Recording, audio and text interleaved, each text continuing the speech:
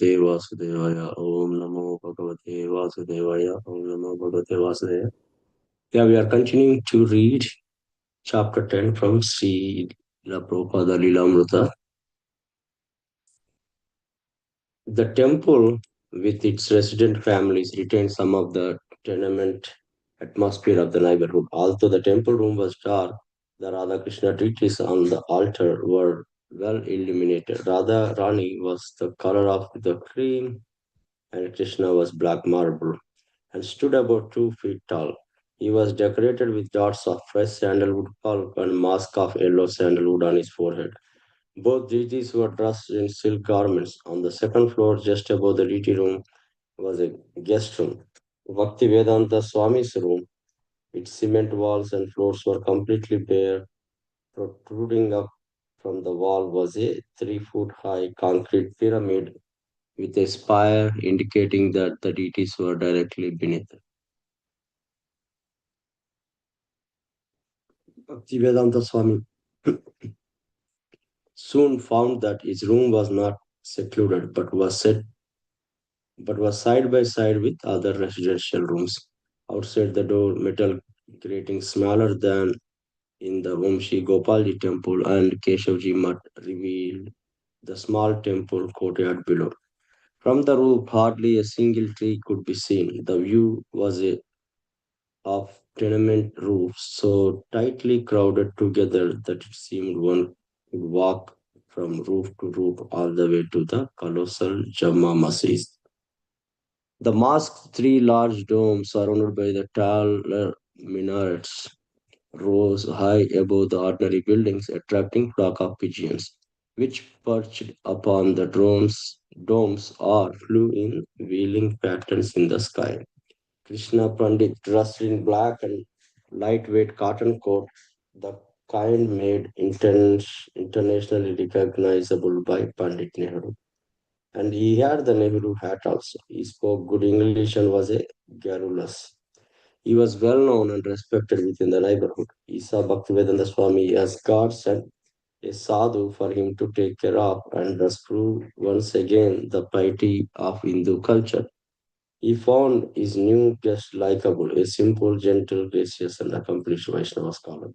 Krishna Pandit said he understood the importance of Bhakti Vedanta Swami's Sanatana Dharma mission and his need for a Delhi office. He owed to supply his guest with whatever he required. Although Bhaktivedanta Swami was reluctant to ask for anything for himself, Krishna Pandit brought in sitting mat and a low table, placing them before the pyramid.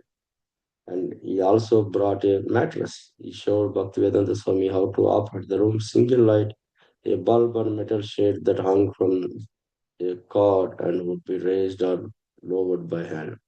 He brought a picture of Radha and Krishna that had been given to his guru by the Maharaja of Jaipur and set it within niche in the wall, relishing that Bhakti Vedanta Swami could gaze upon it with eyes of a true devotee.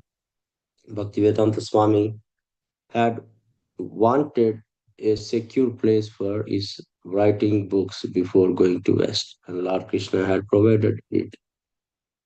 Now he could work either in Vrindavan or in Delhi. Almost immediately began back to Godhead again, specializing book experts from his previous manuscripts while at the same time beginning Srimad Bhagavatam.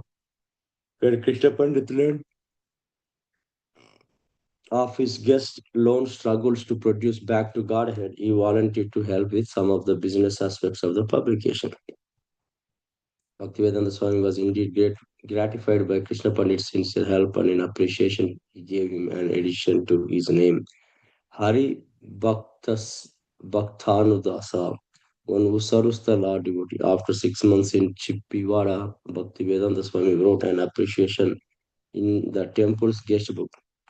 I'm pleased to write here in that I have come to Delhi from my HQ 1859 Keshi Ghat Vrindavan purely on spiritual mission to propagate the cult of devotional service of the Lord. I am more pleased to mention here with that Sri Krishna Sharma Hari Bhaktanudas has provided me a suitable room for my literary activities. I'm publishing an English fortnightly magazine of the name Back to Godhead from this place, and the novel Prem Sabha of which Sri Krishna ji is the Honorable Secretary, is arranging for my daily lectures on Srimad Bhagavat. Late Pandit Jyoti Prasad Sharma, father of Sri Krishna ji, was also known to me, and during his lifetime, whenever I used to come to Delhi, late Pandit Jyoti Prasad ji would provide me with a residential place. His good son is the following, also following in the footprints of his noble father and the secretary of Naval Prem Sabha. He is doing good service in propagating the Rama Nama all over the city.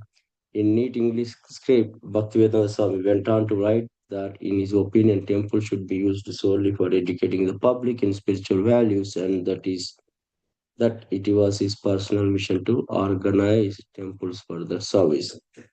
Temples are not meant for ordinary householders engaged simply in matter of animal propensities. Those who are actually engaged in the service of Lord deity, the predominator of the temple, can only be allowed to remain in the temple, otherwise not. Trying to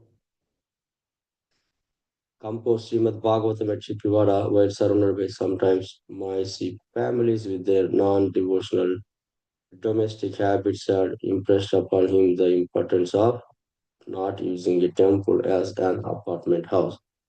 Despite his plan to settle down, begin the monumental task of translating Srimad Bhagavatam, Bhaktivedanta Swami was ready to preach in other ways also. In October of 1959, he had encountered a news article in the Times of India.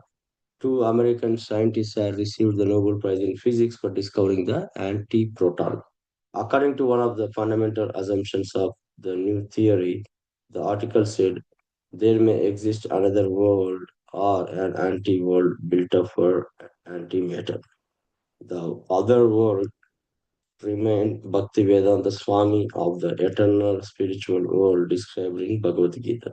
He was well aware that scientists were not speaking of antimaterial in the sense of eternal or spiritual, but he thought of using their scientific terms to capture the interest of scientific minded people. He conceived of an essay presenting the theistic science of Bhagavad Gita in terms of the anti-material particle and anti-material world. It was a time when the whole world was talking about the space travel. Indian news media reported that Russian Sputnik 2 years ago, and the race for space has begun. Seizing on the current interest in space travel, Bhaktivedanta Swami described how by Bhakti Yoga the soul can travel past the farthest reaches of space to the eternal planets of spiritual world, where life is blissful and full of knowledge. He gave his own fresh translations of Bhagavad Gita verses couched in the language of new physics with its anti-material particle and anti-material world. The complete work, Easy Journey to Other Planets, was 15,000 word manuscript, and he showed it to Itsaran Sharma of Radha Press, but he did not have enough money to get the little book printed. I think we can stop here for today. So we'll see how the Easy Journey to Other Planets can get printed, or when it's get printed. As you see, Krishna Pandit was helping, and understood the importance of Srila Prabhupada Sanatana Dharma mission and his honest and sincere service and desire to serve Krishna, Bhagavatam, and he arranged the place with all the amenities which were possible in that small room to Srila Prabhupada, and Srila Prabhupada recognized and appreciated Krishna Pandit, and he also appreciated that Krishna Pandit got his father's noble character helping the sannyasis.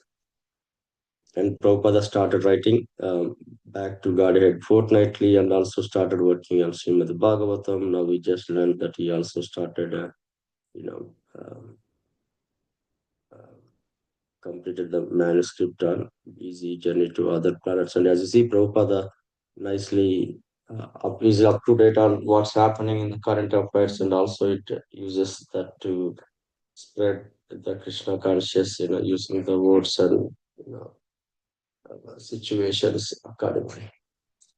With that, we can